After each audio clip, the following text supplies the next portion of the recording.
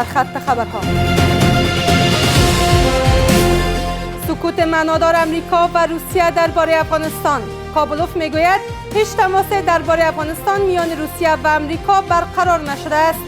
زه فکر نکوم چې روسان دی په دومره لوی استراتیژیک ډول د افغانستان په مسایلو د امریکای سره بحث ولري. کاهش چشمگیر جرایم جنایی در کشور. وزارت داخله میگوید جرایم جنایی در سال گذشته میلادی 80% کاهش داشته است. جرایم هم گفتم که تقریبا خیلی مهار شده.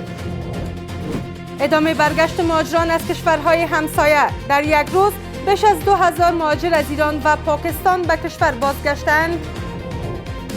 و ادامه واکنش ها به هشدار امریکا علیه ایران. سازمان ملل لفاظی های ترامپ علیه ایران را جنگ طلبانه و نگران کننده دانست.